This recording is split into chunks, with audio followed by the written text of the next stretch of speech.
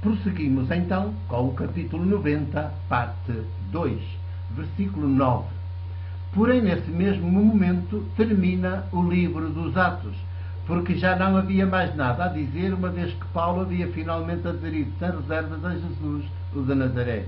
Tivéssemos, pois, nós, igrejas, entendido este pormenor do livro dos Atos, e em vez de fazermos nossa a doutrina de Paulo e nosso o seu método apostólico missionário, teríamos aprendido que tudo o que Lucas escreveu sobre ele até ao capítulo 28 era o que nós nunca deveríamos ter feito, porque tudo, ou quase tudo, foi pura resistência ao Espírito Santo de Jesus. Mas até hoje nunca entendemos assim as coisas, nem quisemos entendê-las assim. 10. Preferimos, como Paulo, a concepção de um Messias do poder, do templo e da riqueza de dinheiro, do povo eleito, da Igreja Católica como um novo povo de Deus, fora da qual não havia salvação. Tudo coisas que Jesus, do Evangelho de Marcos, recusa liminarmente e por causa do que é assassinado, e o que ainda é pior, tornado maldito para sempre. Deste modo, depois de 2000 anos, continuamos mais de Paulo do que de Jesus, mais paulinistas do Paulo antes da sua definitiva conversão a Jesus do que jesuânicos, como o próprio Paulo veio finalmente a ser depois de anos e anos de resistência ao Espírito Santo. Só que agora, deste Paulo jesuânico, não temos querido saber, porque dele já nem o próprio livro dos Atos nos dá testemunho em pormenor, apenas anuncia a boa notícia da sua conversão definitiva a Jesus. O que o livro dos Atos faz é falar-nos do Paulo anterior, não para que nós fôssemos como ele, mas para que nunca fôssemos como ele havia sido. 11. Deste modo, o que Lucas escreve no seu segundo volume é o exemplo acabado do que não haveremos de ser, ou, se quiserem, o exemplo de como também nós nos havemos de converter verdadeiramente a Jesus e ao seu projeto ecuménico de libertação integral de todos os povos, tornados um só povo de Deus em redor de uma mesa comum, feita de muitas mesas partilhadas, para que a ninguém jamais falte o indispensável para todos chegarmos a ser o que estamos potencialmente chamados a ser. Infelizmente, não entendemos esta mensagem, ou não quisemos entendê-la, muito menos praticá-la, e hoje, 2000 anos depois, somos ainda muitos judaizantes farisaístas, metidos nos templos, alienados nos cultos litúrgicos, esses mesmos cultos que Jesus desfez de uma só penada. Somos ainda muito levíticos, sacerdotes e sacristães, sem entendermos nada de Jesus e do seu projeto global para a humanidade, a quem, depois da notícia da sua ressurreição dos mortos, corremos a transformar num mítico Cristo e num novo Deus para adorarmos.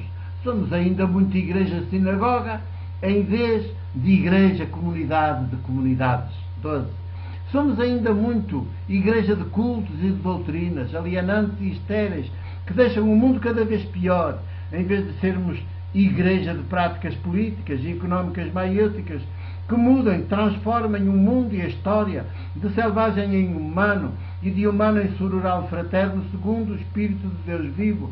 Esse mesmo Deus vivo que podemos ver e conhecer em Jesus de Nazaré, o seu Filho muito amado, em quem sempre haveremos de ter postos os olhos, ontem, hoje e amanhã, enquanto durar a história.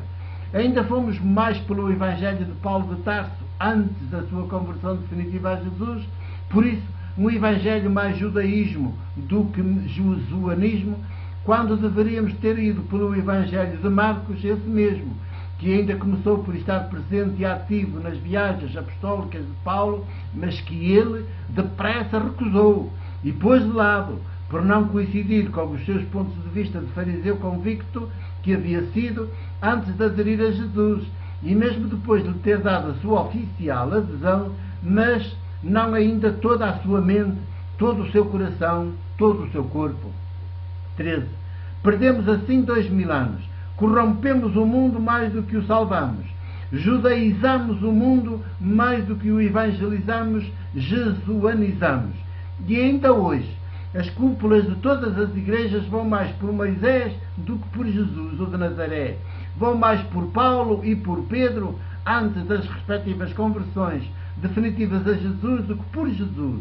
vão mais pelos salmos de David do que pelo Espírito de Jesus, que ora sempre em nós, sem palavras e com gemidos inenarráveis. Vão mais pelo Rei David, assassino, idólatra, quase compulsivo, do que por Jesus, o crucificado, por ter recusado ser outro Rei David. Vão mais pelo Levítico, pelo litúrgico e pelo sacerdócio de Arão, do que pelo leigo Jesus, que destruiu simbolicamente o templo e os cultos que lá decorriam dia e noite. Vão mais pelos profetas hebreus e pelo seu tipo de messianismo de poder vitorioso, do que pelo homem Jesus desarmado, pão partido e vinho derramado. Vão mais pelos sumos sacerdotes de Jerusalém e pelos Césares de Roma, do que por Jesus, o do Evangelho de Marcos. Todo ele práticas políticas e económicas maiúticas, nenhuma religião, nenhuma liturgia, nenhum templo, nenhum poder, nenhuma riqueza acumulada concentrada, totalmente nos antípodas do que eram então os sumos sacerdotes e é hoje o Papa de Roma, ou são os bispos residenciais e os cardeais da Cúria Romana. 14. Havemos urgentemente de regressar ao Evangelho de Marcos, anterior ao Evangelho de Paulo de Tarso, esse mesmo Evangelho que quis evangelizar Paulo de Tarso, mas durante muitos anos não conseguiu, porque ele o recusou, como nós continuamos hoje a recusar, porque preferimos outro Evangelho que não o de Deus vivo, definitivamente revelado em Jesus de Nazaré.